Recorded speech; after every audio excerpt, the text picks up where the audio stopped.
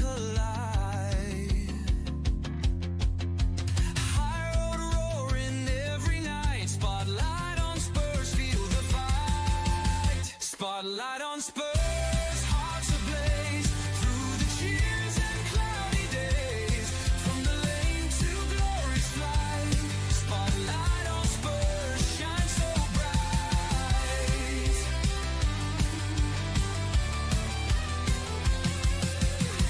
Echoes rise when we take the field. This is passion, nothing concealed. Through the tackles, joy ignites. Spotlight on Spurs, burning lights.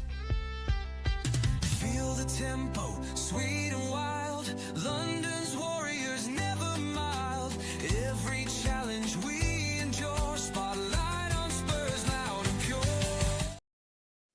What's up, guys? Luke here from Spotlight on Spurs, and as you can see, international break, but we've brought in the superstars for the stream for sure. First up, we've got Connor, who seems to be on every single YouTube account, on every single minute of every single day, giving us all the financials that we need. And every time we book him on and he comes on, Spurs just drop an absolute banger. So we're going to get him on tomorrow and Saturday, and we're just going to banger after banger. Connor, how are we doing, mate? Thank you very much for coming on. Yeah, I'm good, mate. Please don't tell my employer that I'm on streams every minute of every day. But yeah, no, I'm good. Really good to be back on with you, Luke, and good to be on with you again, Billy. Looking forward to jumping into it. Thanks again for coming on, mate. And I can't believe it's the first time he's been on. We've been trying to arrange it for absolutely ages, but we finally got it. Finally got the deal over the line. In typical Levy fashion, we went right last minute and managed to push that deal over the line. And Billy, the main man's on. How we doing, mate? Thank you again for coming on. Yeah, very good, man. Absolute pleasure to be on. Always good to be on with Connor as well. Quite a couple of days in the Levy Tottenham ownership front, but nothing much to talk about today. But yeah, good to be on, my friend. Thanks again. As I said, the last time that we had Connor on the day or the day before the news dropped that Levy was leaving. And then obviously we get the news about the 100 million that's been invested. So obviously, Billy, part of Change for Tottenham, and Connor, you was at the last protest as well. What are your thoughts on sort of, we'll just start with a new ownership, what we're sort of, we didn't really have too much information about them really, because I think most of it is going to come down to transfer windows and bits and pieces like that. But what are your initial thoughts, Connor, just on the new ownership, what it's looking like, and then we'll go into that £100 million investment as well and what that means for Spurs. Where do you sit with it at the moment in time? Yeah, I mean, look, I think I'm sure Billy will agree. You know, with the Change for Tottenham stuff, I think most of us were not just unhappy with Levy, we were unhappy with the way that ENIC had operated over the last 24, 25 years. And for me, you know, I was pretty consistent arguing that Levy was a big problem, but actually the bigger problem in some ways was Joe Lewis, because he was the one who ultimately held the purse strings, and you know, Levy is obviously a very wealthy man, but he wasn't cash rich to be this, you know, sort of football club owner rich to pump money in. And so a lot of the blame for me actually sat with ENIC as a whole, and the sort of model they decided to operate at Tottenham of being too risk averse. So obviously was happy when I saw the news about Levy, and to be honest, at that point I thought the key benefit really was, you know, maybe we can rebuild some bridges, right? Because, you know, we all know that every negotiation with Levy was a bit of a war. And certainly there were certain clubs that just didn't want to deal with us. So that was sort of my initial positive coming out of that news. But then obviously since then, a lot has happened in terms of the messaging that we've got from the Lewis family. They certainly seem like they're going to be committed for the short to medium term. I mean, they say long term. Perhaps that will be the case as well. And, you know, clearly they've turned down these three expressions of interest. And I think we're all waiting to see, okay, if you're doing that and you are saying you're in it for the long haul, you know, the proof will be in the pudding, and we'll see what happens, right? And so I think this is another sign, though, that they do seem to be committed, right? At least for the medium term, and we'll have to see exactly how this translates, or whether this 100 million is used towards the playing squad, and I'm sure we'll jump into it a bit more in a minute, but rather than just on property, or paying off old transfer debts or whatever. But I think it's a positive step for us. I think it's they needed to invest some money. They will need to invest more, but this is certainly a step in the right direction. And I think, as someone who's been super critical of Levy and ENIC, I see this as a positive step. So hopefully other fans do too. And for me, I'm willing to give the January transfer window and the summer transfer window to see how we act in those windows, and if we act differently to how we have in the past, I think that will be the next sort of proof in the pudding, as it were. Yeah, completely agree. It's kind of strange, and you're bang on about Levy. There was definitely issues with him and the way that he operated. I think the relationships with other clubs, you're absolutely right. But it is really strange how he wasn't the top guy. He wasn't the main shot caller at all. And just by making one decision, we've instantly got 2 years, almost 2 years worth of grace. Like, because we now need to just, do you know what I mean? Whereas if he was still in charge and there was a change at the very top, there still would have been like, no, you've got no grace. It needs to hit the fan running. It needs to be right now. It is weird how, I know it's not right or wrong. Everyone has sort of opinion on it, but they've now got a grace period. We're kind of like, okay, for the next 12 to 18 months, we'll see where we kind of go. Billy, where do you sit on it? Obviously, everyone knows where you sat on originally, but where do you sit on the current new structure and how it looks? Yeah, it's exactly the same as what Connor was just saying there, man. To be honest, like I feel quietly excited, a little bit excited. There's a little bit of excitement there, a little bit of optimism there that something new is coming. At the same time, though, I don't think you can ignore the fact that there's been quite a concerted effort to maybe what you could call like a PR push to label something as the Lewis family or come away from that ENIC model, when really it's kind of the same thing. Do you know what I mean? Like, there's obviously been a concerted PR drive to label them as the Lewis family. They keep mentioning Tavistock now instead of ENIC. So I think they know ENIC's got bad PR. A lot of the work that we've done over the last few years, together online, all fan bases, protests have been Levy out, ENIC out. I think ENIC has a lot of weight to its name now in a negative way. So I think there's been a concerted effort to shift that to the Lewis family. But really, at the end of the day, it's the same people that are still here. So maybe a slightly new face, new shiny face, but we haven't seen anyone new come in per se. So it'll be interesting to see how it works. I'm quite optimistic because, the things that they're saying, the things that they're doing all the right things at the moment. I'm saying they want to be a successful football team, and that's all we've ever really wanted as a fan base, is to have ownership that put the football team first, because they haven't done it for the last 25 years particularly. So that'd be exciting, but talk is easy and it's all about actions, isn't it? So it's about how the next window goes, the window after that, because I hate to mention it, but if you look at Arsenal, the way they've got to where they are now is because they consistently spend every single window. They spend 200 million, another 200 million, another 200 million, and they're in, title race after title race after title race. And if you're going to be anyone these days, that's what you really need to do. So until we can do that consistently, then that's when I'll say, that's when we've got ambitious owners. Yeah, I completely agree. It's really weird, isn't it? Because just as a Spurs fan, you just feel like even there's positive news, you go, yeah, but is it? Like I've seen it all over X. Like it's just like we get this 100 million, for instance, and I've seen so many people go, was that it? Was that it? What not more? What not more? And you're like, there has to be a start place, right? We have to be able to start, and that doesn't mean that they won't invest more. And Connor, I'm not sure if it was you that put it out or retweeted it, but isn't it something like they've invested more in the last couple of years than they have the previous 25 years or 23 years? Yeah, it was. Yeah, I tweeted that. So basically, since December 2024, they've invested more in that. What is it, 10 months than they did in the preceding 24 years, right? So, certainly that would imply there's been a little bit of a sea change.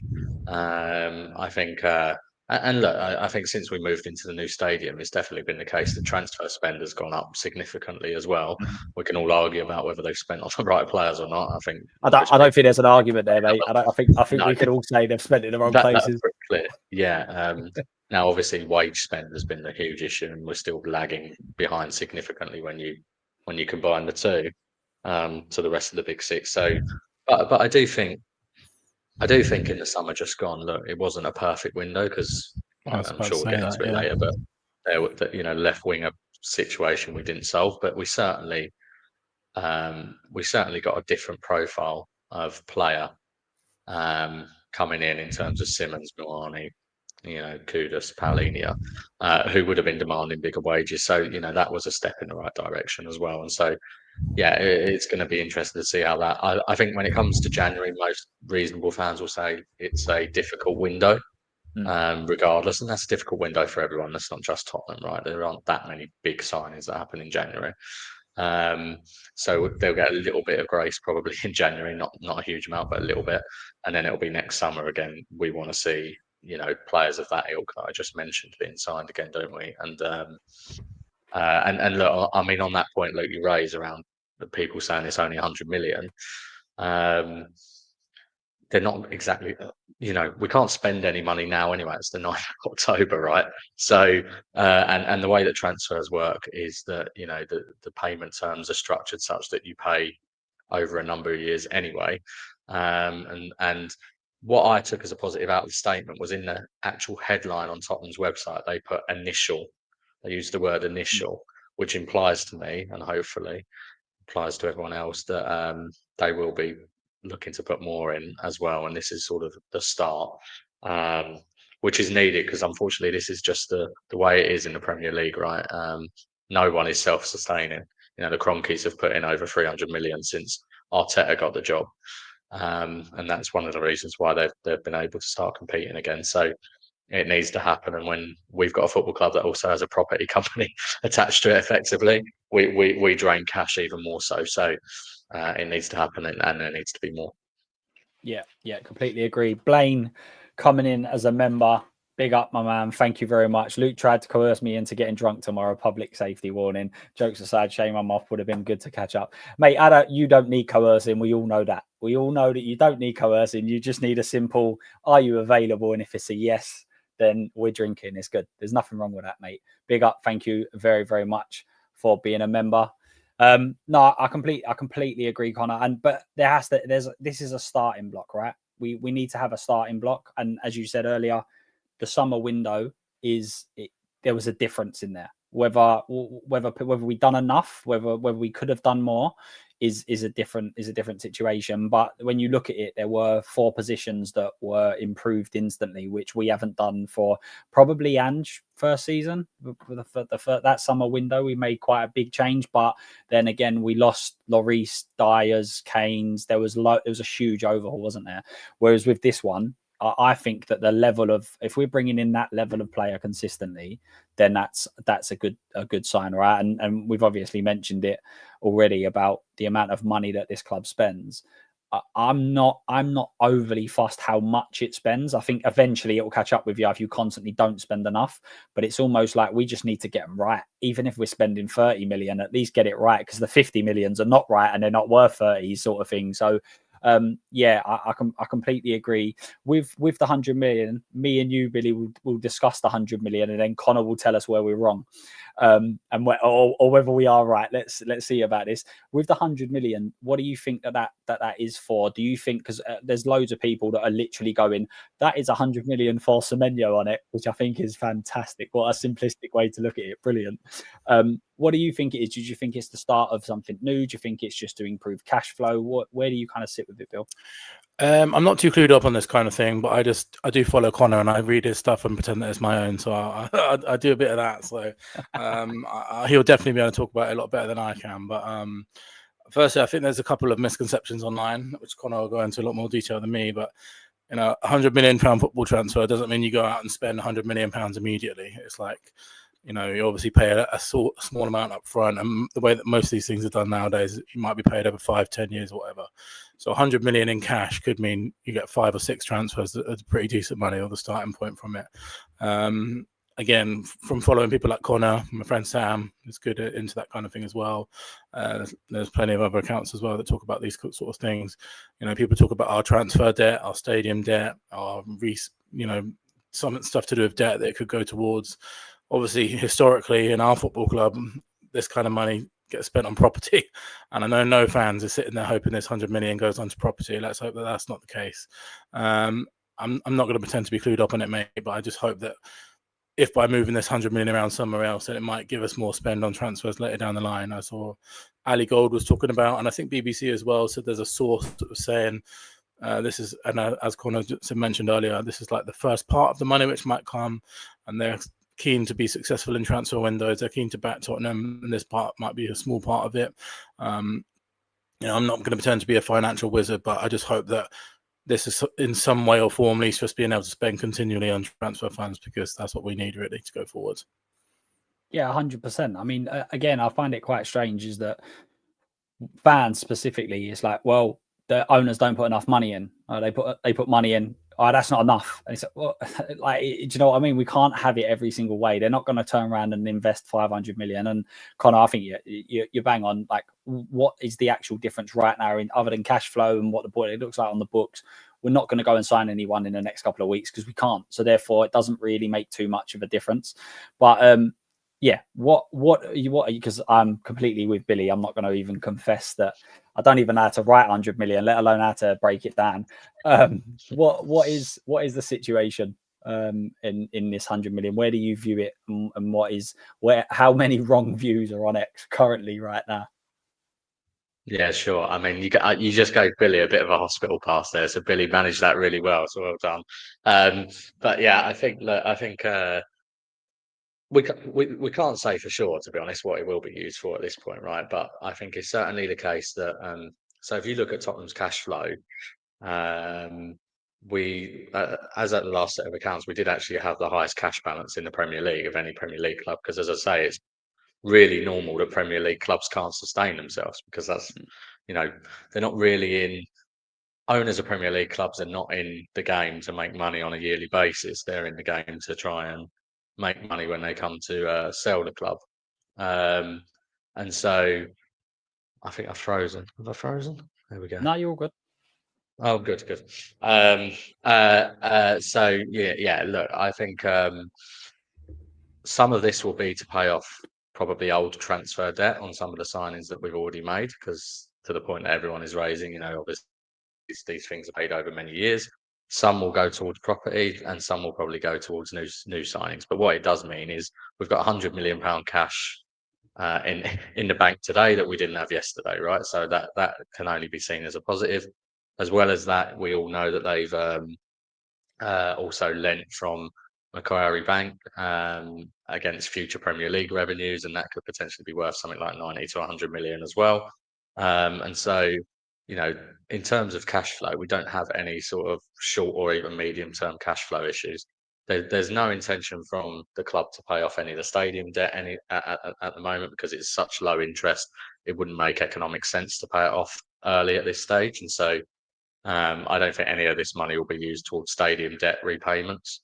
I think it's going to be used to, as I say, old transfer debt, new transfer debt, hopefully with new signings, and then perhaps some towards the hotel and some of the residential stuff. But it certainly is a positive, and I think what it shows is that they are now willing to put some capital in, and I think there will be more based on what they're implying at the moment, to the extent that we need there to be more. So look, I think it's a positive, and it will be interesting to see what we do in January and the summer now off the back of this new ambition. I think, to be honest, I think what it is, I don't think the Lewis family have suddenly decided that they're huge Tottenham fans necessarily and want to start winning trophies. That narrative that gets fed. I think what it is that they've realised that they've now almost hit a ceiling, how big they can grow with the stadium on its own and the non-footballing events and that type of stuff. And they've had this realization that they need to speculate to accumulate a little bit. And the best way now to take that next step and to really build the revenues is to become a consistent Champions League performer who wins on the football pitch. You look at Liverpool, for example. My season ticket is probably double the cost of a Liverpool season ticket. And our stadium makes more money than theirs, but their revenue is way higher than ours at the moment, because they get Champions League every year, they're successful, and they get bigger commercial deals. So that's almost the next step we need to take. And obviously, to get there, you need to start winning consistently. And to do that, you need to spend. I think that's what they've realised. That paradox always really frustrated me about Daniel Levy. Like, he was obviously one of the most incredibly intelligent people that will ever, grace the game of football. Let's be real. And then the fact that you could never sort of see that to take that final step into becoming a big successful football club, because with that comes so much more money, comes so much more opportunities, comes so much more marketing. You look at Chelsea, for example, like when they started winning league titles and Champions League, look at what happened to them as a football club. They skyrocketed. And we never were brave enough to take those risks that really took us to the next level when we were so close so many times. And I think that's what I want to see from these new ownerships, in inverted commas, new ownerships. It's a bit more risk taken, take a risk, because that's what you got to do sometimes. You have to spend to get there. And then hopefully when you do get there, you open new doors. And like Connor said, our revenue will go sky. We start winning league titles, win the Champions League. Imagine what will happen to our revenue then. We've got a revenue monster already. We're not even a successful football club in terms of trophies. So, the sky would be the limit. That's why I never understood why Daniel Levy never saw that. Yeah, it's really, really strange when you look at all of the metrics on all the big clubs, like every single one that is in there. Spurs is in there, but yet all of the others, they win leagues after leagues, they win trophies after trophies, they're in the Champions League consistently. I think it's now starting to change because of the Premier League influence, the money coming into it, and etc. But it was literally the same 20 teams in the top 20, and it was literally they were, as I say, they were just winning titles after titles, Champions League every year, and we were never in it. So I mean, Liverpool is the great example, right? I always go back to that 2019 Champions League final. They go in, they lose, they come out. Alisson and Van Dijk, they spent absolute ridiculous amounts of money to two players that then put them on a pedestal where they're challenging every single year, and all of a sudden the amount of money that's generated, they're able to spend 440 odd million or whatever it was this year. So, but that was the one thing you used to have, like anyone that kind of backed Levy would be like, yeah, but he's such a great businessman. And then exactly what you just said, Billy. And well, if he spent a little bit more, he would gain so much more. So how good is he actually at the business? It was like a really, as you said, paradox, such a strange situation to be in. Yeah, and I mean, just on that point, like I always give the example, those free transfer windows where we didn't sign anyone under Poch, right? And the 5 year, and they're included in this, but the 5 years up to moving into the stadium, our net spend each year over those 5 years before we moved into the stadium was £13 million a year on average, right? 1-3, which is just outrageously low. It was like one of the lowest in the Premier League, if not the lowest. And obviously, some people will say, "Oh, that's because we moved into the stadium." But then at the same time, Levy tells us the stadium had no impact on transfers. So you can't. And the funny thing is we were in title races in those seasons as well. That's exactly. So can you imagine if we'd just done a bit then, we might have created ourselves into a sort of club that would be qualifying for the Champions League every year, as we were just saying, or winning something, hopefully. And then the other one I always give is the stadium naming rights. Now, if we believe what we read, it's come close at times, but Levy's wanted 25 million a year. If it'd just taken 20 million a year, say, just for argument's sake, I'm not saying this has definitely been offered, but you could probably surmise it probably has. How much money have we lost out on in this 6 years? Like you'd be over halfway through a 10-year deal by now. And we've lost 6 years of 20 million a year. That's 120 million, which again, you ramp that up for what that could mean in terms of transfers. That's £300 million worth of transfers, right? So again, it just sometimes, I don't know. It's easy, obviously, to be hindsight merchants sitting behind a computer, at home, and we're not running the multi-billion pound business. But nevertheless, I think you can tell where sometimes that cautiousness to risk has unfortunately actually been poor for us from a business perspective, as well as clearly on the pitch as well. When the naming rights piece come up, because obviously we've been going through this for ages. Todd Klein was even brought in to kind of oversee that whole thing, and it was very much he's coming in to do the naming rights. I think if I remember rightly, he got the biggest NFL naming rights deal in history for a club that was nowhere near the top, and et cetera, et cetera. So it was his almost mandate to come in and get that over the line. And then as soon as the takeover stuff started coming about recently, I sat there thinking, has the whole naming rights been put on hold on the basis that if you sell the naming rights to Qatar, right, well then Saudi are not coming in. If you say it's a Saudi, then Qatar don't come in. And is it a way of being able to, and almost as well with Frank as well coming in, that everything's going to be quite steady. Are we trying to take it back to where everything is a steady club? And then we become more like attractive to investors. We're not tied down to long-term stadium rights. We're not in bed with nations or whatever. And then almost we're a free hit. Anyone can come and take a look. Do you see that, or do you just think that we just didn't get it over the line? Connor? That was certainly to be fair, I think it's a really plausible theory until the Lewis family had come out and been so committal in the way that they're talking about it, that all of the steps that were being taken were like the prime steps that you'd expect a business to take before it was looking to sell itself. Frank is almost like an Eddie Howe, the sort of piff first manager. You get a good CEO on the board, you put Charrington on the board, and as you say, you've got the naming rights opportunity, you strip back the wages as well, so that you've created all of this room for the new. So all of those did, but it looks like actually the Lewis family are the ones that are hoping to take advantage of that rather than someone else. And if they are, then you would expect that they will look to sell the naming rights, surely, if they're really serious about being in it for the longer term. But obviously we'll just have to see. We'll have to see how that goes. But to me, it feels like, surely we could find someone. I mean, it's a London-based stadium for a Premier League Big Six club, and with all of the other things that go on there, like Beyonce's concert is then advertising your brand, and boxing is, and everything else. It feels like an easy deal to done.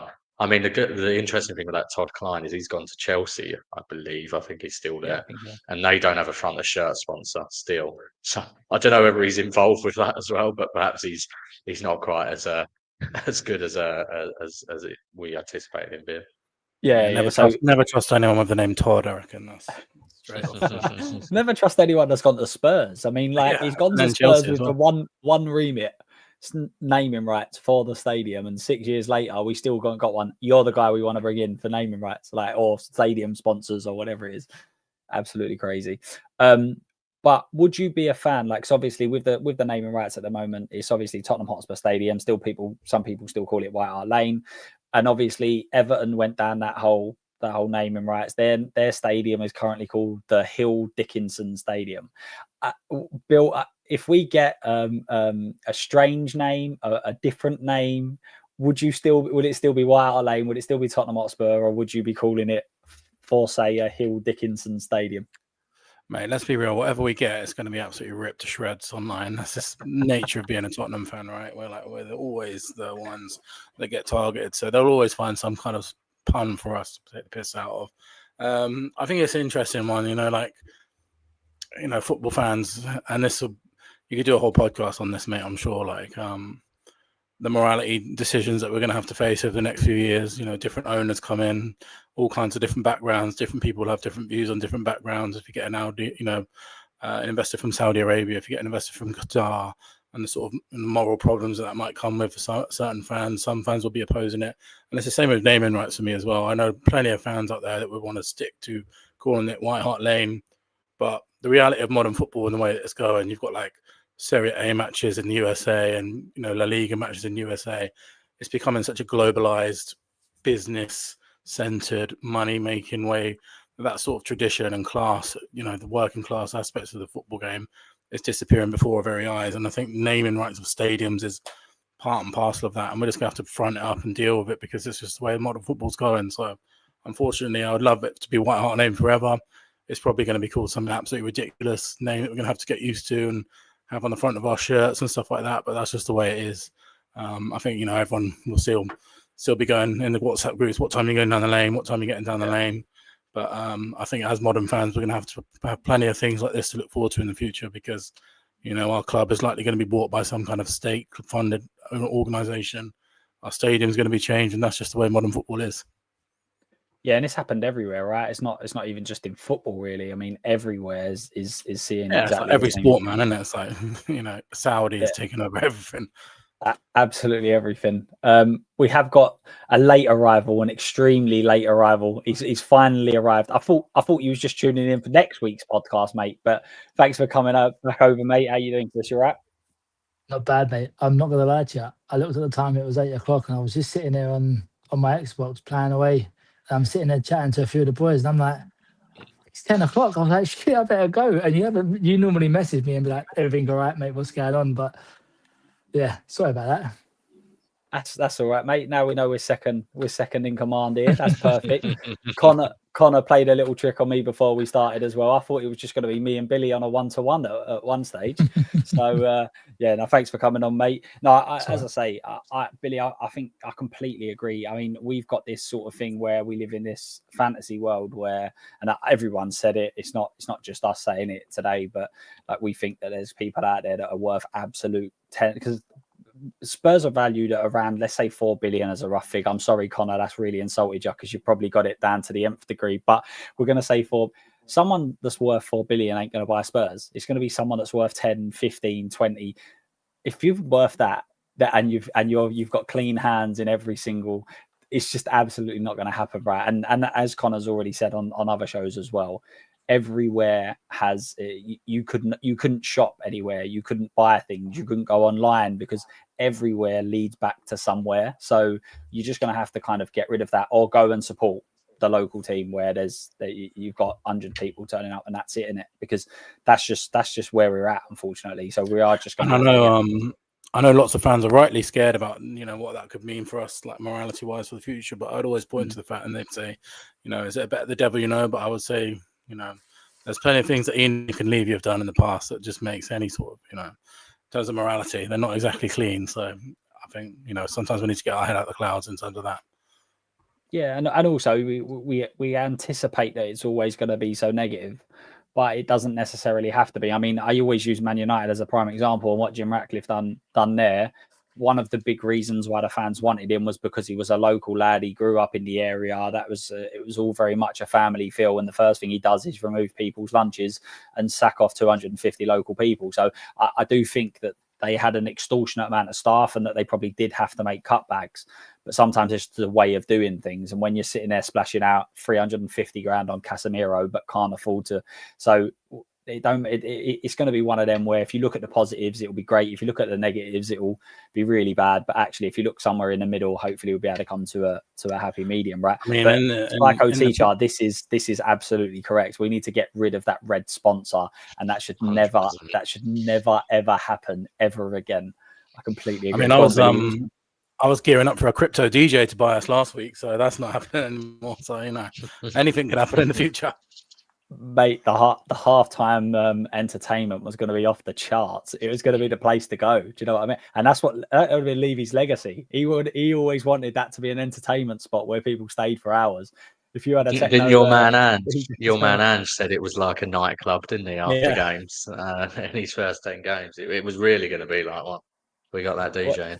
And apparently, Ali Gold said this on numerous occasions that when there's a bad result, they just ramp that music right up, so we could have had a proper live DJ and everything. It would have been, but again, like this is Tottenham Hotspur. Well, how have we been linked to an ex DJ? Like it's just absolutely mad. And he's tweeting about it live as well. Mad, isn't it? Like what's going on the stadium tour, taking pictures left, right, and centre. It's just. This club, I don't know what it is. I don't know why or what it is about this club, but it's just absolutely crackers. So obviously there was an England game today. I mean, my watch of England has decreased rapidly over the years. I mean, I think part of it is just the absolute onslaught that Kane received from every part of every single fan base. But obviously, it was Jed Spence up against Brennan Johnson tonight. We always knew Jed Spence was going to have a really, really tough game up against Brennan Johnson. But it did finish 3-0. Spence seemed to have a really good game from what people are saying. Obviously, it was his first start. But now we're into that international break.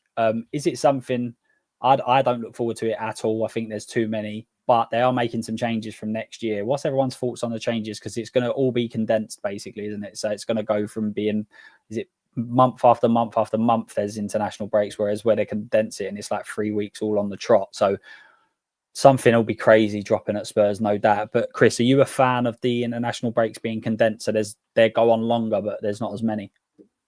Yeah, I mean, at the minute, you get a week or two, maybe 3 of the Premier League, and then they go again for 2 weeks, and you just like, we've just got it back, and you took it away from us. So at least if it's just going to be a 3 week where all the teams get together, they get all their qualifiers or their friendlies or whatever it is out the window, get it done, and then we carry on with the league again, then yeah, that'd be fine. I think the trouble is as well, when you've not got a summer tournament, a lot of the teams now seem to be going on 2 or 3 week post-season tours. Then they get 2 or 3 weeks holiday, then they go back off again on 2 or 3 week pre-season tours to try and obviously promote their brand and their club and try and get the following around the world, which is understandable. But I think it also plays a big part in the players, obviously burnout, fatigue, more injuries maybe. There just seems to be more and more games. There doesn't seem to be where the season finishes and then there's an actual break now. There's always,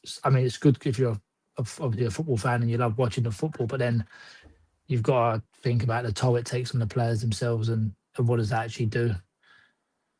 Yeah, completely agree. Billy, what are your thoughts on not the international break, because I think we all have the same thoughts on them, but them being condensed? Yeah, I mean, that's good for us because there's less games to lose like before an international break, right? Like they're normally horrific because not only is it an international break, but we've lost going into it. So it's 2 weeks of dwelling on that. But this is the first time in a while when we can sit back and relax a bit more about it. So I don't really care what's going on after we win. So that's all right. But yeah, all good news, mate. This is the start of the season is ridiculous, isn't it? It's like 2 come in quick succession. You feel like you're barely even getting started. I feel like Thomas Frank, I just want game and game and game so we can get used to the new system and stuff. But stop starting all the time. And obviously for us, there's been a whole lot of history of international breaks because of our Argentinian contingent usually sort of favour that towards Tottenham. But I don't think that's the case as much anymore. I think Romero is really plugged into us at the moment these days. And, fair play to Thomas Frank for sort of getting that captaincy role for him because I don't fear it like I used to. I used to sort of think the games around it, he'd be concentrating on Argentina and maybe not on Tottenham. I don't think that's the case as much these days. But I hate it, mate. I hate international breaks.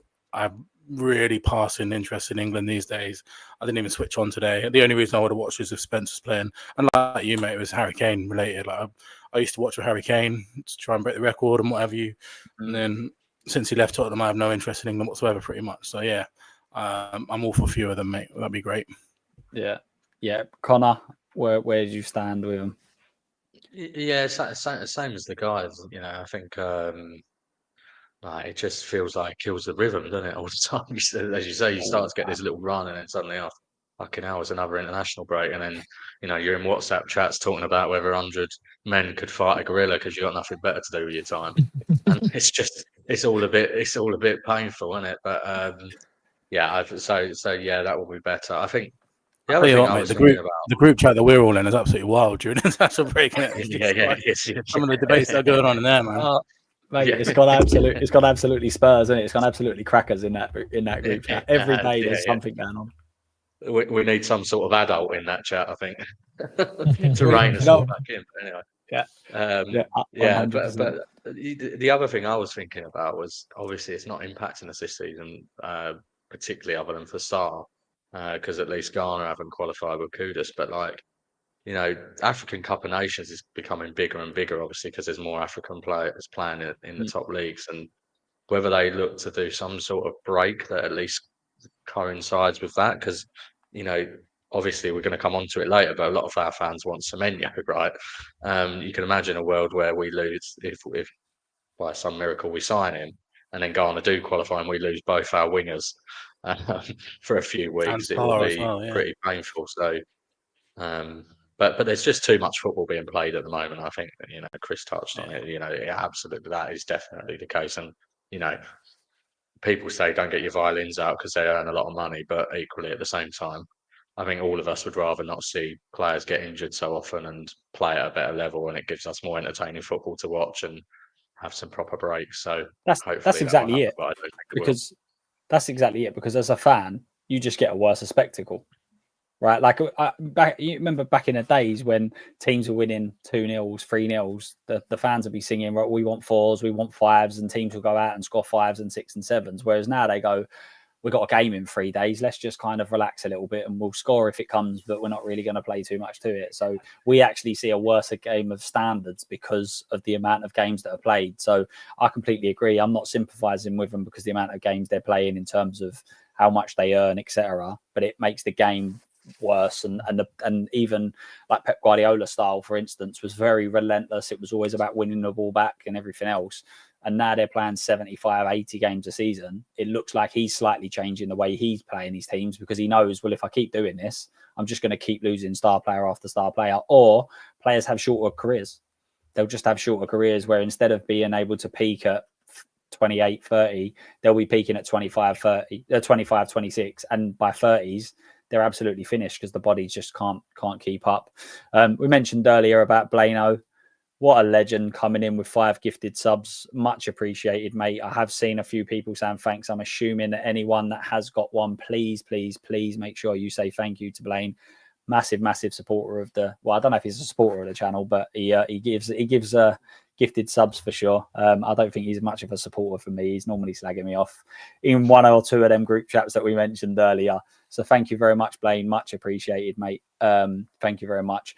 Going on, as I said, to today, it was very much Spence was first. Just one quick point, Luke. Sorry to cut across you. Spurs King has made the point that actually 27 AFCON is in the summer. So thank you for pointing out I was talking bollocks, because I've just looked it up and it is. So good. actually, it doesn't matter. It's June and July. I completely agree, and I've been on podcasts before where people are talking of Semenyo, and I felt horrible for saying it, but I've been going, I don't want him, purely on the basis that we don't have good enough wingers at the moment, and we could be losing 2 of them. Like the 2 best starting ones would be losing, and we haven't got 2 now. So I think that there should have always been some sort of change, some sort of break, move, whatever it may be, so that that shouldn't be a consideration for me when you're trying to buy a player. And especially if, as you said, like, it's okay maybe if you've got 1 and you might lose 1, but if you're thinking, oh, we've got 2 players that might go, or we might have 3, well, we can't get a 4th, and we're not going to sign a 5th, and that shouldn't be fair, just on the basis that your country plays in a competition that FIFA don't seem to recognise correctly, or there's not enough break. So I'm glad. I didn't realise that it was in a different time, a time that it was going on, but I think that's a good thing, and it probably means that, all right, let's go and get Semenyo then. Sod it, that 100 million that we can't just go and dump on one player. Let's go and dump it on one player and sign him. I think that would be perfect. So yeah, big up for mentioning that. As I said, so in terms of the season so far, obviously Spurs currently sitting in a decent position in the league. We've obviously unbeaten in the Champions League. We seem to be amongst the top scorers, but we don't seem to be creating loads and loads of chances, but looking so much better defensively. Chris, we'll start with you. Where do you sit on how the season's gone so far? Because I do find it's been really, really strange with this fan base, which I did expect, but I didn't expect it to go on for so long. Where do you sit with the start so far? I think it's been positive. Obviously, I think we won the first 3 games, and then we lost against, was it Bournemouth we lost against? And then it went into the international break. Looked very positive. Yeah. Looks very positive for me. I feel like there's the odd game here and there. Is mainly probably the last 2 or 3. With going forward, we don't seem to have that. There was a game I watched, and I can't remember, it was a couple of games ago. We kept on crossing the ball in, and I was like, why are we crossing the ball?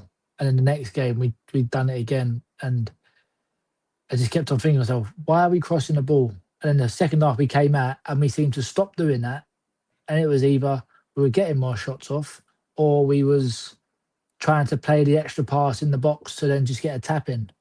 And it just seems like, I don't know whether the players are adjusting the way that we play from the first half to the second half, or what it might be, but 3rd in the league, I think everyone would take that at this point in the season. I think we've showed a lot of grit where we have been down in games, and I think in previous, probably mainly last year in the Premier League, if we went 1 or 2-0 down, I think most fans would be like, we ain't coming back from this now. Whereas putting ourselves in that situation is obviously not great straight away, but then the grit and determination that they're showing to get back to the 1-1s and the 2-2s, although it's still a point we've saved.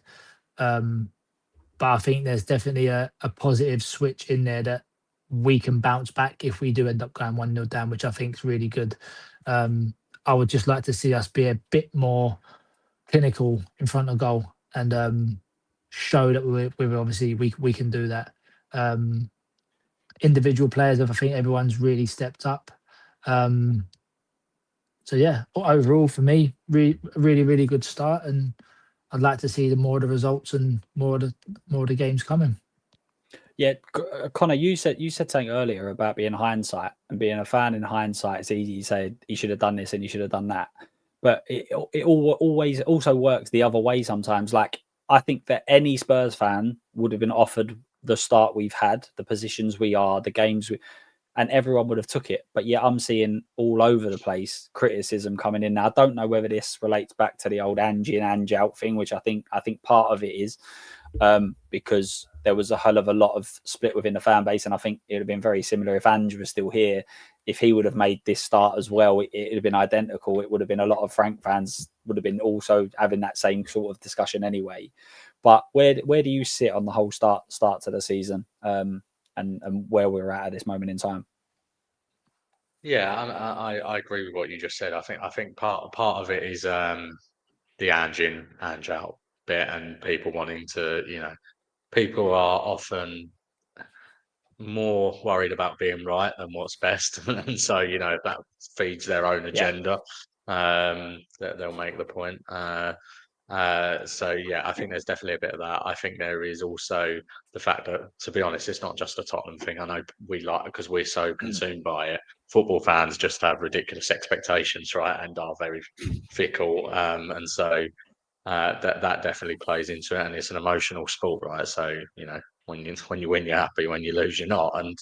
And we're watching that lot up the road, actually, from Woolwich, that are obviously sitting top of the league, and for me, I don't want to even have these words leave my mouth. I do think they're going to win the league this year, and so that plays into it a little bit, I think. And I think there's some expectation resetting that needs to be done, probably amongst the fan base of, this bloke's only been in for 11 games, and we've just come off the back of a season where we lost 22 Premier Leagues games, and we're not at the stage to be able to compete with Arsenal, Liverpool, Chelsea, Man City yet. So actually, where we are is a really great start, as Chris said. And when I look at the Newcastles, the Villas, those that will actually be competing with us for fifth, you would think they've had very indifferent starts to the season. Our start has been much better. So I think to be honest, I don't think he could have made a better start. Really, we all want to see more creative football going forward, and hopefully more chances created from open play. But to expect what all of the great stuff that he's done, plus for him to have done that in 11 games, is just impossible. So particularly with the players we've got available, like we all slag off the likes of Richarlison and whoever's playing on the left, and then at the same time want Tottenham to play like prime Barcelona. It's sort of like, he's a football coach, not a magician. So I think it will come. I think that big piece will come. He didn't struggle to score goals at Brentford. They scored more goals than us last year. So I'm fully behind Frank, on the Frank train. I was really happy when we appointed him. I think he's made a great start. And long live Thomas Frank and the Lewis family. Hopefully, we'll back him accordingly. That backing word again. We come back to it. Billy, where do you sit on where we're at so far in this season? Has Frank got it completely wrong because we're not looking like prime Barcelona, as Connor said? Because there are some fans out there that think it. Yeah, mate, Frank out. Yeah, Frank out. No, of course, but I think it's been unbelievable, to be honest. I think we're way ahead of my expectations for the season. I think he's coming really quickly, and I always compare it to, look at some of the teams around us that are really struggling at the moment. Look at Ruben Amorim. Like, you can't look at Man United and think that Ruben Amorim's got his fingerprints on that team. They don't look anything like the wing-back sporting team that he's had before. Frank has come in immediately and got us playing like that really, really quickly. So I think in terms of time, we're way ahead of schedule. And then I think, to repair the damage of last season in terms of the league performances anyway, and the defence, like even at our best in the Europa League, and obviously that was an incredible achievement. But we were a team that leaked goals and leaked attacking chances, and we always looked really easy to play against. We were so undone by one pass over the top. And to come in 8-10 games and make us look steady at the back, I think is an incredible achievement. So I think we're way ahead of schedule for me, and I'm really impressed with the work that he's done. And I think a lot of the time of this thing, what I've learned over the years is the sort of online noise that you get is just that. It's just noise. Like I think you'll be hard pushed to find many match-going Tottenham fans in that stadium that'll be sat there, I think, disappointed with the start that we've made. I think a lot of the time the noise online is just people trying to make their own sort of, make their own way, make their own sort of buzz, make their own noise by just going against the grain. I think 10 games into a season, unbeaten in the Champions League, in the next round of the Cup, sitting in the top 4 for a first new manager. It's a brilliant start. Yeah, 100%. I completely agree. And as I say, I've always liked Frank from afar. I've always thought Frank was a really, really good manager. And I'm like you, man. I was a massive Ange fan.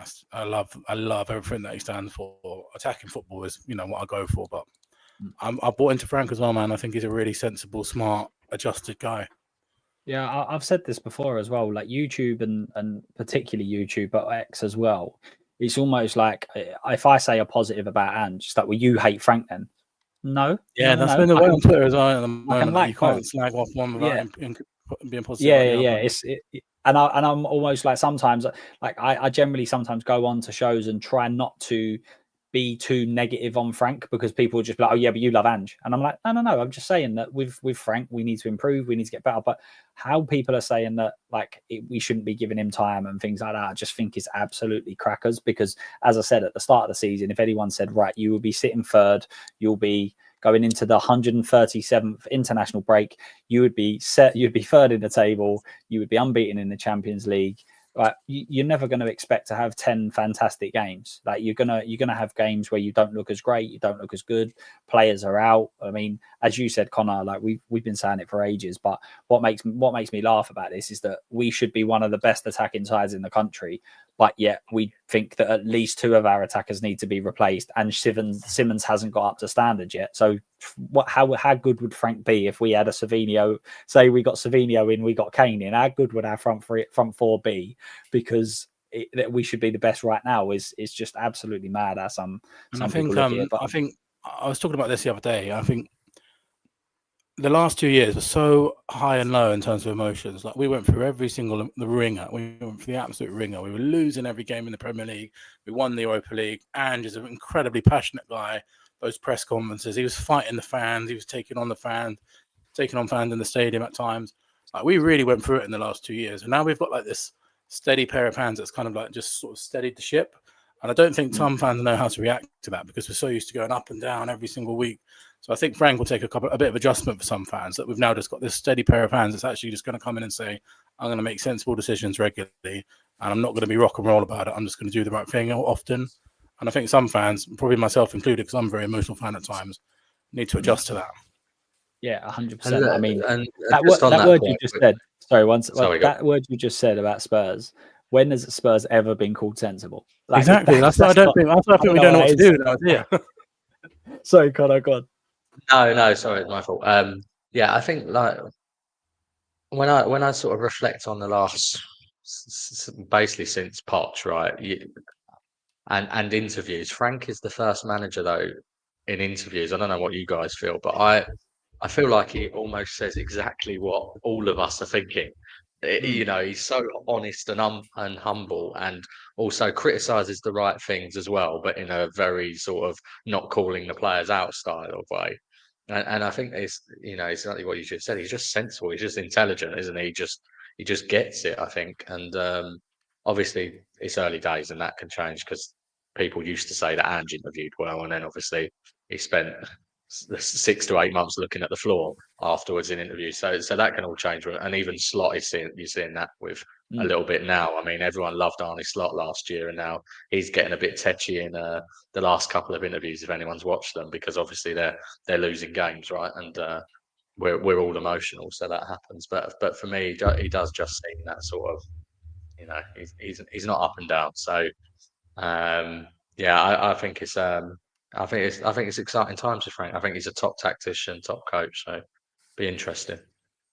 Yeah, and also he's getting used to these players, right? Like, I mean, we're all still getting used to some of these players because game by game, week by week, season by season, we're seeing some so different performances. One week, I mean, Basuma's a prime example. You see Basuma at his best last couple of games towards the end of last season, and he's as a top midfielder, and then you see him practically most of his other career at Spurs, and it's kind of like, well, where.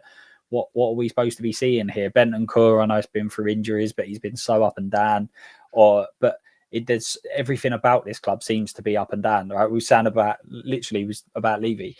We're going into an international break, calm. There's a little bit of calm here, and all of a sudden he's gone. You're just like, there's never a break at this club. So sensible, calm, relaxed. Doesn't fit with our club. So I definitely feel like we're going to have to get used to it under Frank, and it will be interesting to see because I think it's Ali Gold that said that when you're in a Brentford press conference, it's like 5 journalists, whereas at Spurs it's like 15, 20. And I feel like he's already had a couple of questions where you go, really, as a journalist, that's really the best question that you can come up with.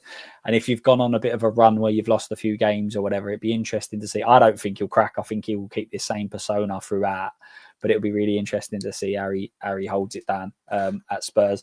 But in terms of the season, as I say, I completely agree with everyone. I think we need to still give it some time. If we lose from now on the next 10 games, then that's different. But we need to be able to just see some time and watch it develop. And also, as we've all said as well, back him in the winter window. But bit of a question that I think's been happening. I've seen quite a few people slag both of them off, but they had a good game today. In terms of our fullbacks, so we've obviously Porro seems to be the right back, and it seems to be interchangeable between Spence and Udogie. Do you have a preference in your starting 11 on one of them? Do you think it's based on who they're coming up against? Do you think it's the opposition? Where do you sit in terms of a starting 11 at left back particularly? And then there's a couple more positions that we'll go through. Starting with you, Chris.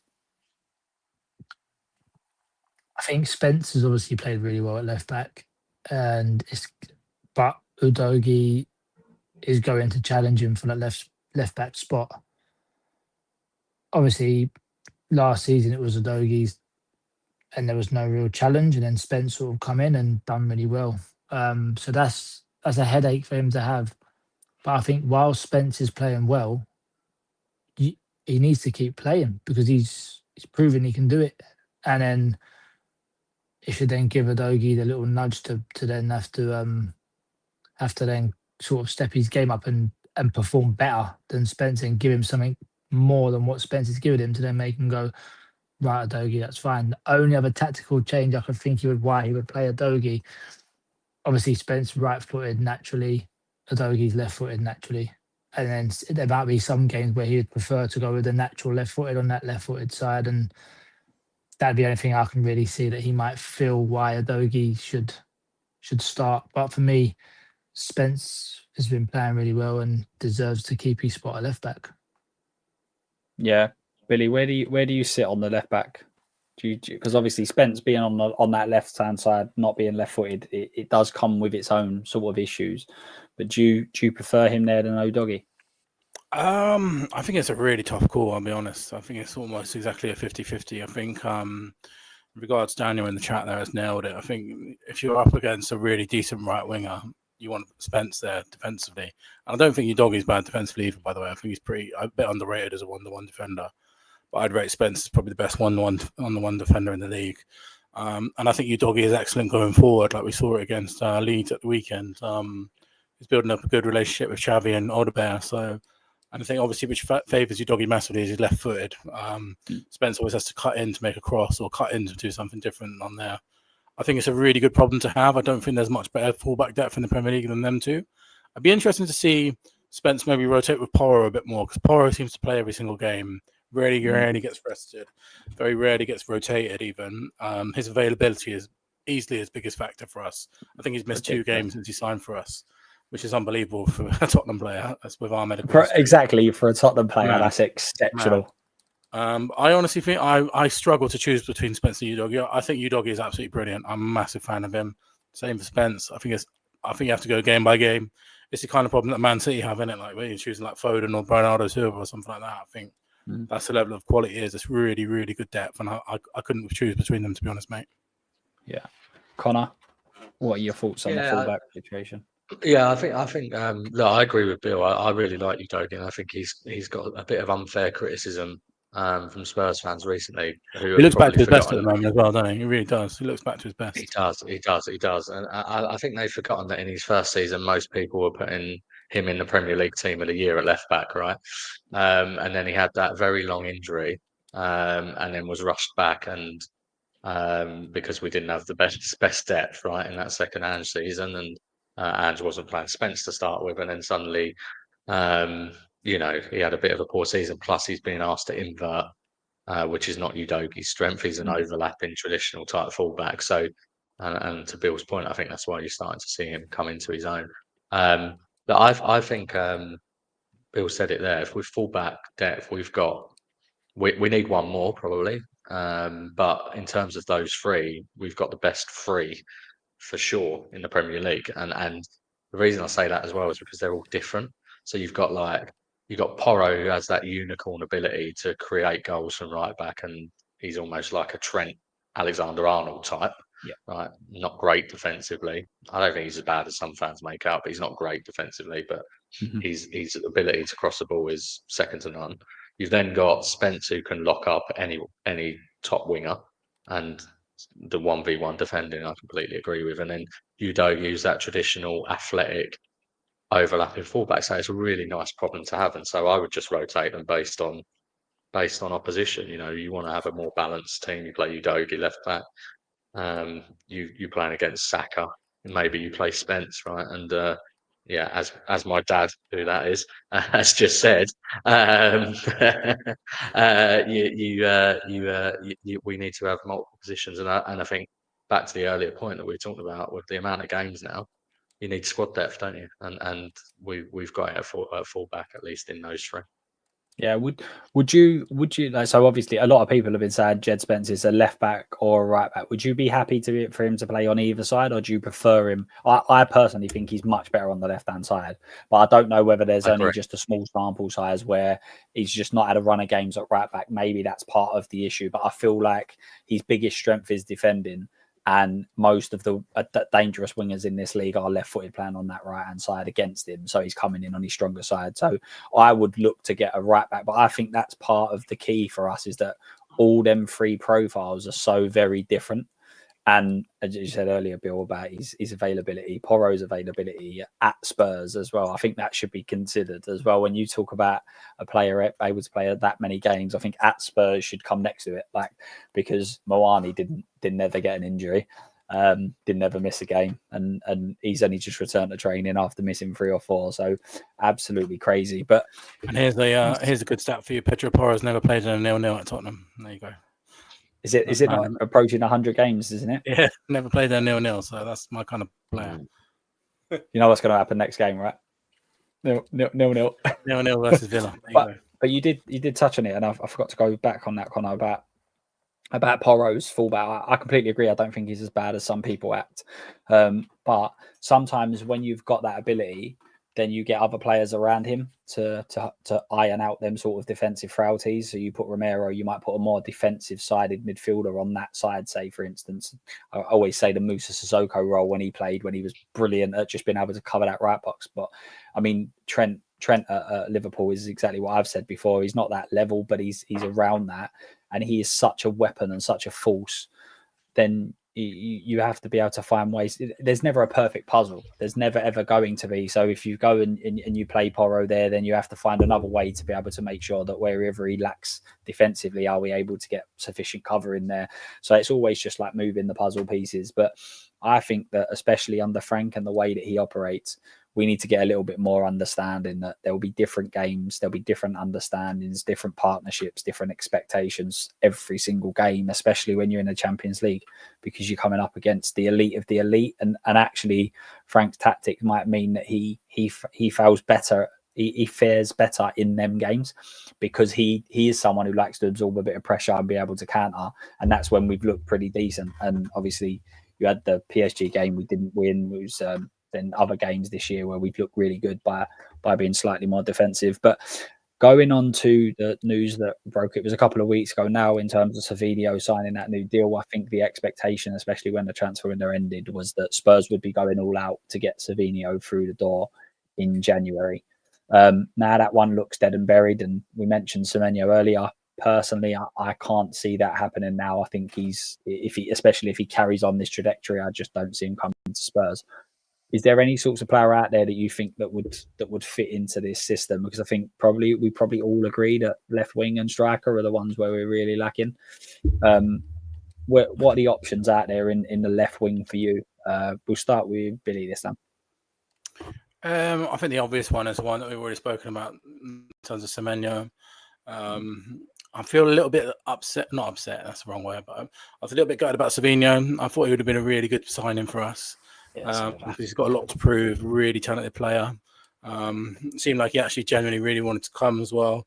I don't think that there's a slight narrative that's coming out over the last couple of days that he was using us to sign a new contract. I don't think that's true, to be honest. I think he genuinely wanted to come. Semenyo's there. I don't really see... the biggest thing for me for this window, right, is that we've signed Premier League proven players, and they've come in and made a big difference straight away. So you look at Kudus, you look at Palhinha, you look at those two signings in particular, players that know the Premier League really well. So I'm a little bit reticent to look, if we're going to spend a lot of money, to go and spend it on someone from Europe, to go and spend it on someone from La Liga. I know there's some quality players out there like Leao who demand a massive transfer fee, but for me at the moment it's all about Premier League proven quality, and I think Semenyo is by far the winning candidate there. So that's the one for me. I know Bournemouth have come out and said they've got 100 million transfer fee at the moment, apparently, and they'll sign him in January. I think if you probably bid 80 million, they'll probably accept it, because that money would be impossible to turn down. And if we are a serious football club with serious ambitions, if we're going to make that kind of signing, then probably 80 million is what we're going to be looking at. So it'd be interesting to see what happens. But for me, the big candidate is Semenyo there for sure. Chris? Whereabouts? Left wing, sorry. Left wing. I've seen Rafael Leao. There was rumours about that. I mean, I'd take him in a heartbeat. He's a good player. But I think he is going to come with the expectation of high fees, high wages. I'm maybe a little bit thinking about this another way, because I'm dead certain that Harry Kane's coming back next year. I think it's already in the pipeline to be done, and it's a £48 million fee I think we've got in the summer for him.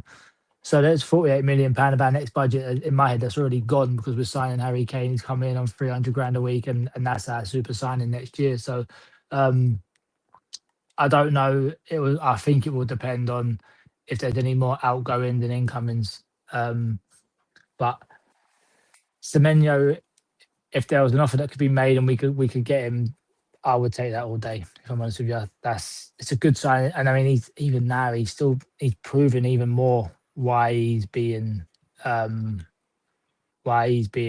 of linked with all the big clubs. Savinio is obviously a gutter. Thought he'd be a good little player to bring in, but I just think next summer's transfer window, in my head, the money's already being spent. So you've been saying this a while, to be fair. Every single time you come on, I'll be like, who should we sign at left back? Is like Harry Kane's coming back. So someone in the chat writing and Die as well at Everton. He's a good player. That's a good player as well. He is.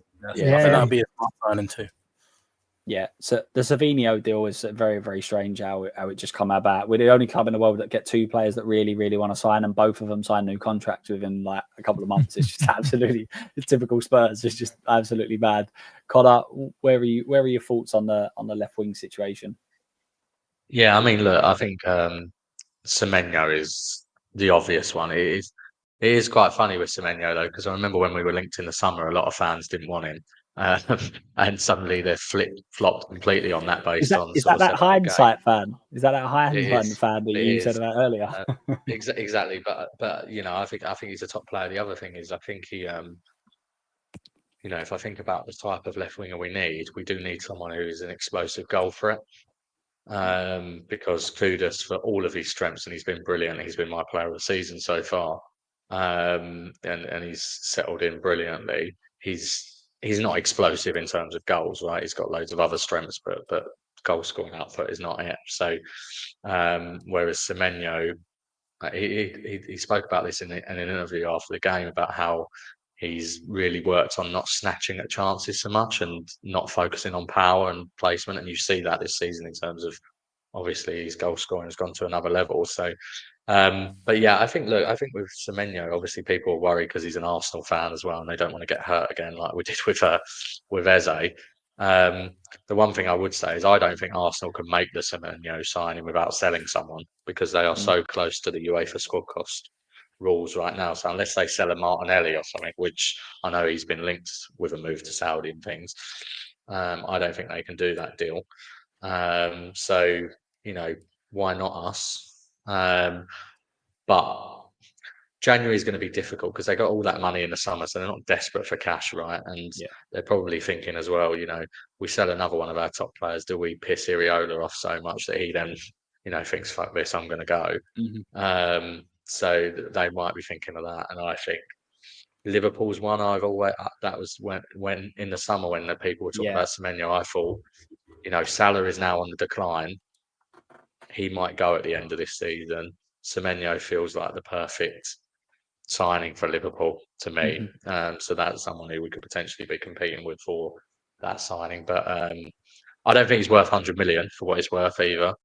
And look, it's Bournemouth's prerogative to ask for what they want, obviously. But to me, it's a sort of 75 million pound, 80 million pound player.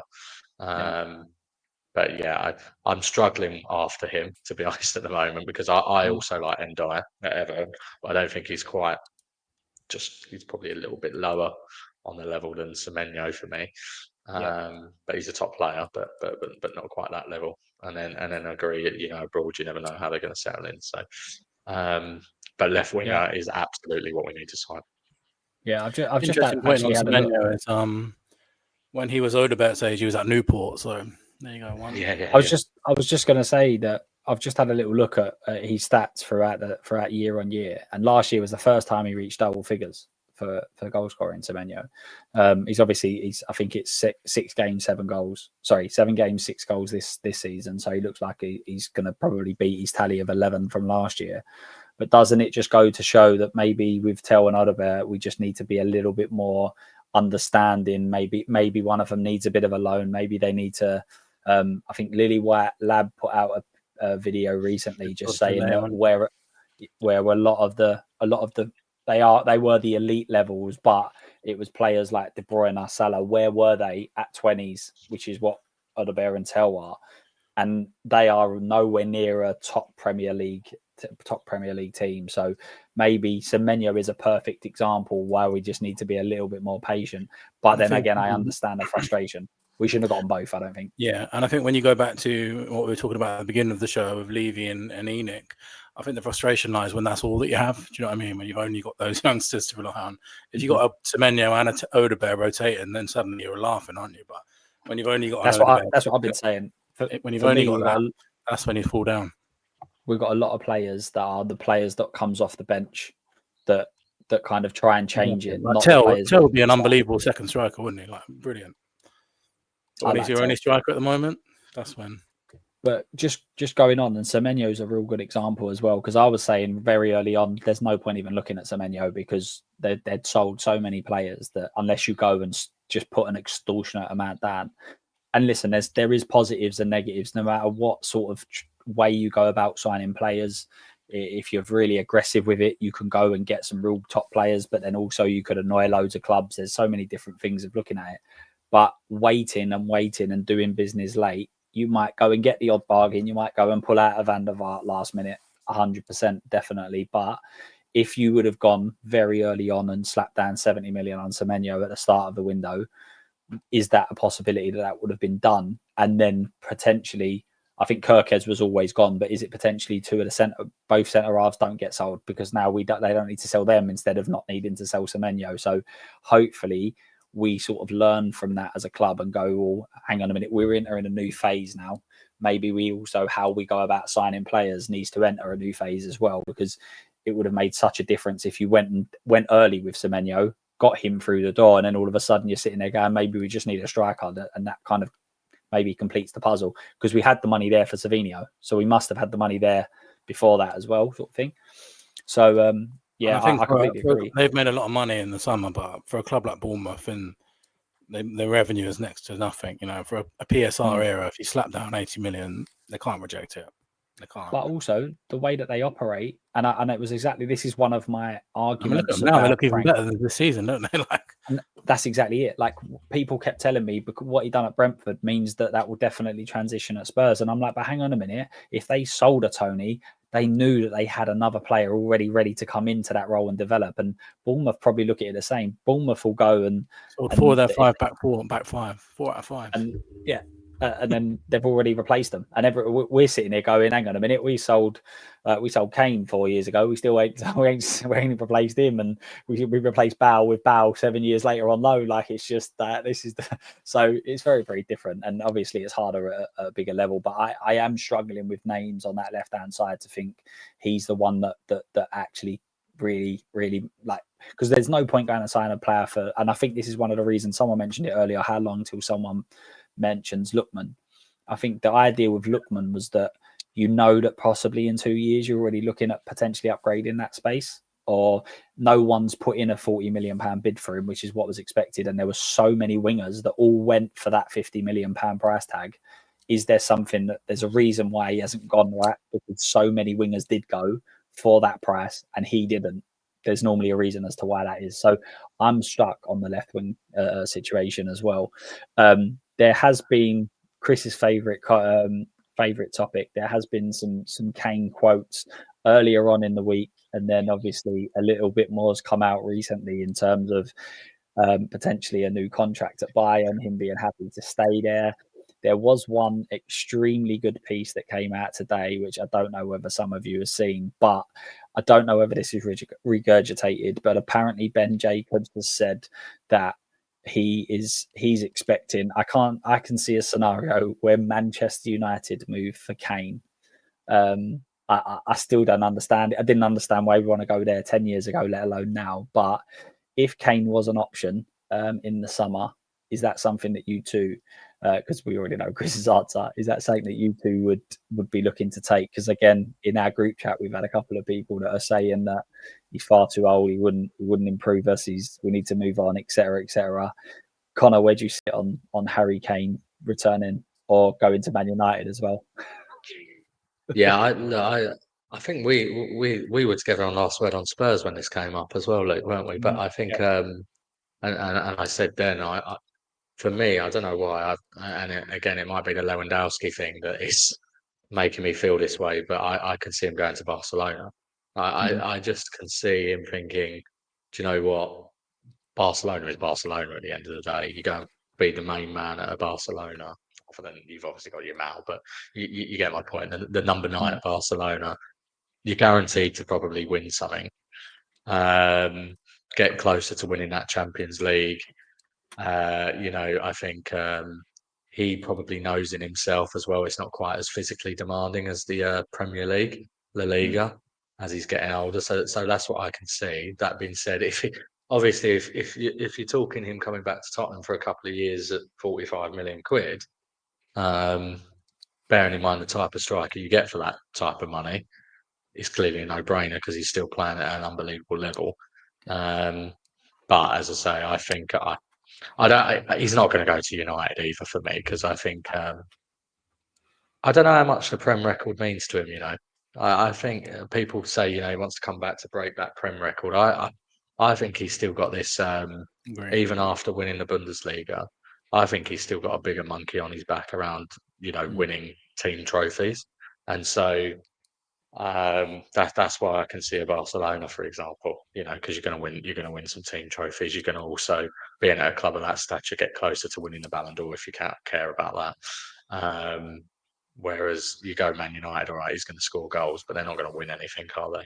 In the 2 years that he's probably got there or whatever. So I can't see him going to United, but yeah, it's a nice thought. I mean, it's a good piece of PR, right, for the Lewis family if he did come back to Tottenham. I don't think there's any bigger piece of PR that they could create to show that they to get the fans back on side. But I mean, he's gone up another level this year as well, hasn't he? I mean, he's been outrageous, and some of the goals he scored, and yeah, I mean, we all knew this as Spurs fans anyway, and I think the rest of the world is waking up to it a little bit. Yeah, And and finished there's 13th in the Ballon d'Or, which is absolutely shocking. it's embarrassing. Yeah, Ridiculous. it's embarrassing. it is Didn't literally Gyökeres get the striker above him as well? The yeah. striker award Gyökeres got. I mean, that guy looks like he's running in treacle. So yeah, I mean, So does Kane, to be fair, but he does it so yeah, stylishly and so well. To be fair, yeah. but it's just baffling. Like as you say, and also there's so many different factors to this in terms of if Kane generally believes that he could be playing at top level football at 38, then he could go to Barcelona for a couple of years and still come back and play 4 years at Spurs. Like, but also if that is the goal for him in terms of the team trophies, which I agree, I think he'll be very split on whether Premier League. There's only one person that's the top Premier League scorer in history. There's a lot of people that have won a Champions League, but I understand that obviously it's a massive pool, but it also comes back to where does he really sit on it? Then that's a big factor. But say for instance, under this new ownership, we start going and targeting top level players, and all of a sudden it starts looking like we could potentially be finishing thirds and things like that. Maybe he sits there and goes, well, actually, if I go and won a decent trophy at Spurs, it would mean more than going to all of the different countries and winning massive trophies there. So I think there's a lot of different factors in it. But the key thing that he's always said at Spurs is that if they showed ambition, he would have stayed. So maybe if we show ambition, he'd come back. But Barcelona does also. I've been telling myself. I think it's Chris's fault. I've been telling myself Kane's coming back, and I've been so adamant on it. And then every time Barcelona's brought up, I kind of go, maybe Connor's right for once. I would twice. It'd be twice, wouldn't it? But yeah, it's a really really interesting one. I would absolutely buy your hand. I think someone put it in the chat. Who is it? Big up Daniel. Where was it? In what planet does a number 9 who can do all the basics of a 9 to an elite level not improve us with practice? Can't do like basics. Yeah, I mean that's exactly it. I mean, and this is I know other channels say this quite regular, but we do this quite a lot. I mean, we use, and I've seen it all over X again today about Watkins when all England fans were saying we should drop Kane and Watkins should start. But we also do this as a fan base. Like, if you're sitting there telling me you generally wouldn't want Kane back right now, it's like what are you watching? Like, how, in what world have you sat there and gone, this isn't a massive improvement? Like, it's just absolutely crazy. And even again, sometimes you just need to, even if you only think he can do it for a year or two longer, then worry about that in a year or two's time. Like, just get something in that can deliver right this second. And We're shit at selling players anyway, aren't we? It's not like we sell players on for value anyway. We might as well buy someone who's in there, still playing well, and just write that money off. It's only 40 million, isn't it? Which, yeah, as I say, what are you going to go and do and get for 40 odd million nowadays? Like, we're just talking about Semenyo. He's never scored more than 11 league goals. We're quoting 80, 90, 100 million. So in what world is Kane not worth 40? And even like shirt sponsors, he's gone away and developed his brand and everything else. If you was to go and bring in someone like Kane, I'm sure that becomes a little bit more interest from sponsorships and things like that. That was one of the reasons, I think, as well, as part of him going off and doing his own sort of thing, was to rebrand. He's gone into Sketcher boots and all of that sort of stuff as well, hasn't he? Which is a bit of a strange one, but it is what it is. Yeah, so I think that the winter window, is going to be really, really key in terms of the ambition. I do think that it's going to be a difficult one, as it always is. But if we, I mean, it's hard to tell how we're going to go in the rest of the season.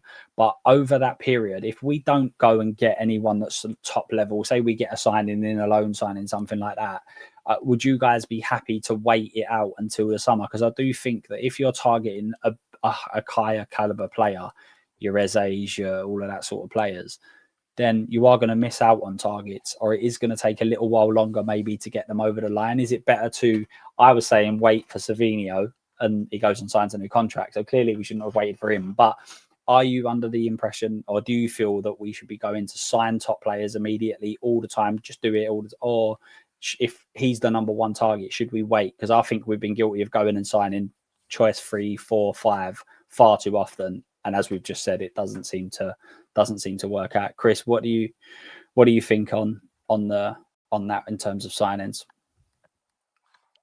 I'm hoping when you see all the money that's been floated about, the numbers that could be coming in. I think I said it last time I was on. I just hope we don't just start throwing money because we've got the money. I hope we still make the smart investments and we get a team around Frank that is going to actually bring in the players, whether they cost 50 million, 70 million, or 12 million. If they're going to be good players for now and even for like the next year or two, then that's fine. But I'm very skeptical about us getting all this investment and potentially the club being sold, and then we just start throwing money at players and it just becomes an even bigger absolute hellstorm of transfer windows for us, where we're signing all these players for silly money and then they get sold for fractions in a year or two later because they've not lived up to what they're going to do, because they've not been scouted correctly, or because we just, to say, we just got more money than sense and we just start throwing money about. I can't imagine Spurs in a world where Spurs just throw money about, to be honest with you, but you never know. Billy? You never know. Yeah, man.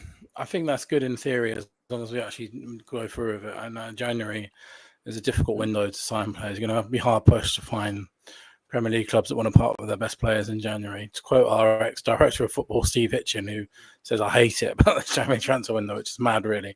Well, it's one of the only 2 times in the year that you can do your job. But yeah, I understand the reservation about that. But the thing with that would be as long as we go and sign them in the first couple of weeks of the window, the summer window, then do you know what I mean? Like, we don't want to be then messing around all summer trying to go for them as well. So that's great in theory. But like you said earlier, we potentially wait for Savinho, sign him in January, then he goes and sign a new contract. So what was good in waiting? So it's only good in theory if you then go out and sign them early in the summer window. Otherwise, it's not worth it. I mean, we saw this summer, while it was a good window, we still got messed around from sort of, the Eza deal got dragged out for weeks. The Morgan Gibbs-White deal was, something in itself. It wasn't necessarily our fault, that one for once.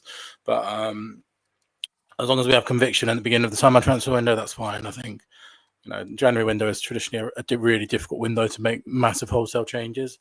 If we did go and sign a really expensive player, a really quality player in January, I think that would be a real sign that things are turning. That'd be a genuine indicator of that, because traditionally January is where you had put plasters and bandages and things like that on the squad. But if we went out and signed a proper player in January, then I'd be buzzing. But I'd also be happy to wait as long as we go and do it in the beginning of the window. I think if you look at Liverpool, Man City, Arsenal, they get their business done at the early window. And this summer in particular, we were dillying around again, dragging around to the last couple of days. And that costs us because they don't get a full preseason with a manager. So I wanted to have conviction early in the window if we do wait for it. Yeah, completely agree. Connor, where do you sit on it? I didn't accept that argument in the summer with the left winger position, because I thought, my point on that was it was so crucial. And you knew Son was going as well, and they would have known that Son was on the decline, and they should have succession planned for that better anyway. That I just didn't accept that, and we're not quite at that sort of Liverpool stage, where they can make that decision that they're not going to go this window, they're going to go the following one, because we are still at such a point where there's huge improvement that can be made still, even if it isn't your perfect target. But that being said, with January, I definitely give them more grace because it is more difficult to do in January. But what you're always grappling with is, I suppose, let's say Semenyo, right? We're willing to pay, just for argument's sake, we're willing to pay 75 million and as our top, but Bournemouth want 85. Part of you goes, do you know what? You just pay that extra 10 million. I know there's a cut off for everyone, but that could be the difference between getting Champions League football or not, right? And so there's an opportunity cost of not doing these things sometimes. And so I think if I would almost rather, I'd rather we felt like we were overpaying for someone that was a top talent in January than us, getting someone at the right value, but is a maybe hit, you know what I mean? So and which we've done a lot. That seems to be what we do. That's it. So but yeah, I will give them a bit of grace with January, but as I think left winger is an absolute priority, isn't it? And that needs to happen. Yeah, I agree. Big up Daniel Field coming in with an almost last minute winner with the super sticker. Big up, my man. I really, really appreciate it. We are going to be wrapping up shortly, but I just want to get everyone's sort of opinion on where we are. Where do we think that we should be looking at? Obviously, there was a lot of talk in the transfer window. I always looked at Aston Villa's. I think we've mentioned it earlier. Aston Villa's, Newcastle's, potentially Chelsea if they had quite a bad sort of run. They're the sort of clubs that we were sort of looking at. I think a lot of expectations amongst the fan base was saying sort of like 5th, 6th, 7th. I'll start with you, Chris. Where do you sit at this moment in time in terms of obviously there's a lot of football to be played. There's a lot of injuries to be had, no doubt, at Spurs. A lot of international breaks to come. But where do you sit in terms of where we should be looking at to finish this season? I think my prediction before the season started was top 8, and I'm probably going to adjust that to maybe a top 6. It's only been 7 games, and you just adjust. Look, this is these hindsight fans again, Connor. It's ridiculous. Nah, I just feel like, I mean, if we finished 8th, I wouldn't be too upset. I don't feel like we're at a stage where we're going to. We're still not lighting up the Premier League, which is understandable. It's he's had 11 games, but the quality seems to be there. We seem to be able to grind out the games. As I said, we're not just going in and winning. We're not going to win every game, obviously, but the tough games where we're not playing so well, I feel like we can still get points out of them, even if they're before the game. Everyone looks at it and goes, "Oh, it should be 3 points for us." If we're not playing well on the day, I feel like we can still manage to grind something out of it. So still top 8. As I say, I'd like to probably change it to a push for the top 6, but probably meet in the middle and go top 7 to give you an actual number. There you go. So he's moved up 1 place. Love it. Billy, where do you sit with the end of the season and where we should be looking at now? I think it's hard to judge right now. Like, so in October we've got 2 Premier League games. Everton. Have we got an international break? Yeah, we do. I think there is one. I think there's one in November, or it might be at the end of October. But then in November we've got Chelsea, Copenhagen, Man United, Arsenal, PSG, and Fulham in November. Yeah. So I think at the end of November will be a really good indicator of where we're at. If we survive that, Jesus Christ, man! You know, we've got Arsenal, PSG, Chelsea all in a row. So if we're sitting in the same position, coming on this podcast, or talking about top 4 after that, and brilliant, man. That's when we got a real shot. I think what really sets us up is, you know, I think the top 3 is pretty nailed on: Arsenal, Chelsea, Arsenal, Man City, Liverpool. After that, I think it's a heat race at the moment. I think we're right in the mix. Not impressed with Chelsea at the moment. I think they've got pretty poor this season. I thought they were nailed on for 4th. To be honest, I don't think that's true. Newcastle, a bit not as convincing as they were last season for me. Aston Villa, all over the place. I think there's a gap there for us. I think we can generally push the top 5, and hopefully it will be a top 5 again. I think anything around 6th and above will be a good league finish, and then hopefully we can get a decent cup run as well. But that's above my expectation at the beginning of the season. If you asked me at the beginning, I would have said top 8 as well. But I think there's a chance we can get Champions League football again, which would be a massive achievement in the first season. Yeah, completely agree. I mean, someone has to fall off, and I agree. I thought Chelsea doors open for sure. Do something. Yeah. Connor? Yeah, I think I predicted it could be anywhere sort of 5th to 8th before the season started, based on, you know, injuries and form. And form is an obvious thing to say, a stupid thing to say, but injuries as well, right? And that build up of games, and but I think I agree with Bill. I mean, I thought Chelsea were an absolute lock for top 4, and I haven't been impressed, even though they beat Liverpool, I know, at the weekend. But you know, you look at their back 4 versus ours. Ours is much better. You know, and they've spent £2 billion, and their goalkeeper is Sanchez, and their 2 centre we have concerns about Vicario, and they got that. Palmer's up to November, isn't he? Palmer's up to November, so mate, just craziness. He'll be back for the Spurs game, probably. Yeah, 1st of November. yeah. But yeah, so I think anywhere 5th to 8th, to be honest. I think if they could get a top left winger in January, then I'll be like, 5th is definitely on, and maybe even 4th. But I think we're going to just lack a little bit of firepower, and then injuries, who knows? If you suddenly get in a situation where Romero and Van de Ven are out, God Yeah, forbid, or clearly that's going to have an impact. But I think all I wanted to see, to be honest, from this season was, are we progressing in the right way?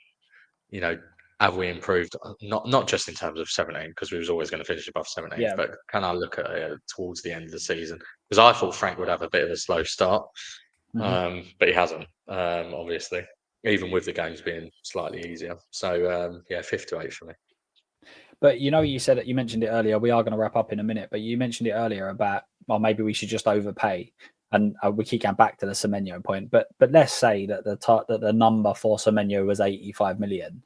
If Spurs are right in the mix, as we think they potentially could be, if they're sitting third in the table, then maybe that's a different conversation. Where if Spurs are finishing, say they're 6th, but they're 10 points away from the team below them, where they kind of go, right, well, we've sort of wrapped up European football now. We're probably going to get Europa. We don't need to go that extra bit. Whereas, hang on, if we then get to the end of January and actually we're sitting third, maybe that 10 million's worth it, because that 10 million will get paid back in so much more if you get Champions League. So maybe that's the sort of situation that we're at. I agree. My main thing this summer was, this season was more off the pitch, and it was more, where the Spurs want to go, because you could very easily argue that Frank was brought in to basically improve the bottom level of these players.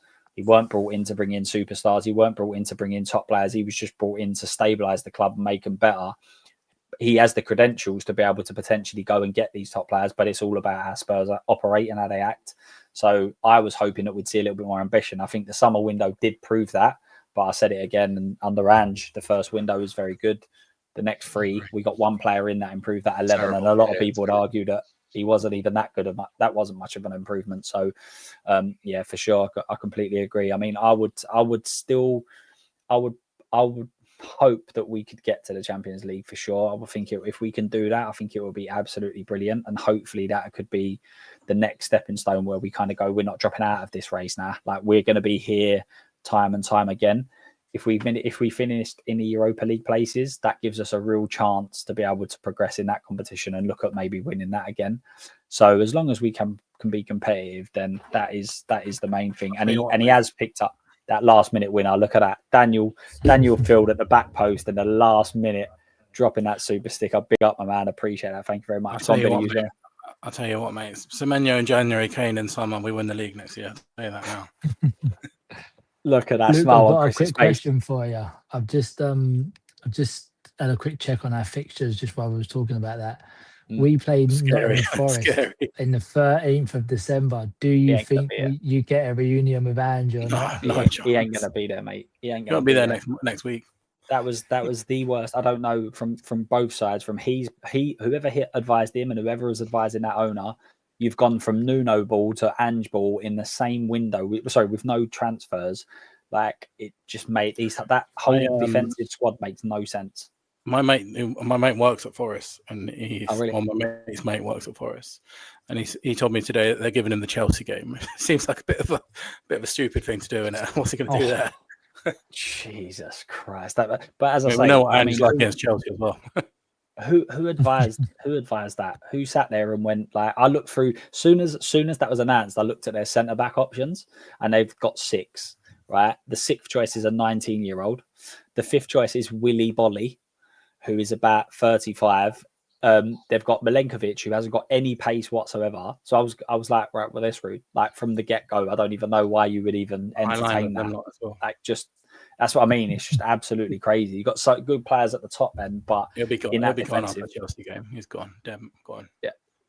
It would be quite fun. I would like to see the reaction that he would get at the ground, though, because I think Billy's right. There's a lot. Got a good one. It's a shame, isn't it? Yeah, I think he would have. I think he would have got a good one. I think people would sit there and I thought there'd be a little bit more of that this year, where people just go, do you know what he's done for us? What he did for us might have been negative in one way, but what he done for us is fantastic. Like, and it would have got more chance of coming back as a Monday night football guest at one of our games at the moment than a Forest manager. Son said he was coming back. Imagine them two both walking out together. That'd be quite cool. But yeah, guys, I've put everybody's links in the chat. as we always do, please make sure you go. Everyone, actually, no one has a YouTube account, which is one of the first times we've done that. I think everyone's X'd out. So make sure you go and drop them all a follow on X.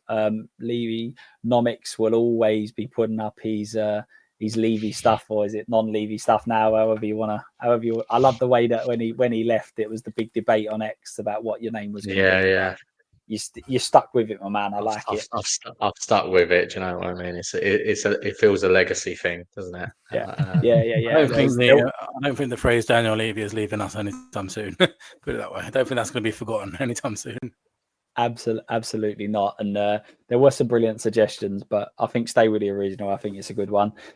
Billy's also on X. Obviously, a lot of people have come over on X today, so I'm assuming that's Billy reposting, because there's quite a few people watching on X. I really appreciate that. Thank you very much. But if you haven't already, please go and follow Billy on X. And then last but not least, Chris, who's never on X, but I'll put his X out every single week, but he barely goes on it anyway. Hubble scope on Spurs, but he hasn't got much of a scope because he never ever looks at it. So how ironic is that for a X account? But anyway, everyone, thank you really much for joining. Another final shout out, Blaine. Obviously, really appreciate you being a member, mate. Much appreciated. Dropping 5 gifted subs, far too kind. Destiny dropping a super sticker, and then Daniel Field with an equaliser in the last minute, and then the last second coming in with a winner right at the back post. Big up, my man. Thank you very much. Guys, thank you very much. As I say, the support is always absolutely crazy on here. Look forward to seeing you all on a stream again soon. Last thing, as always, from us, come on, you Spurs. See you later. Bye-bye.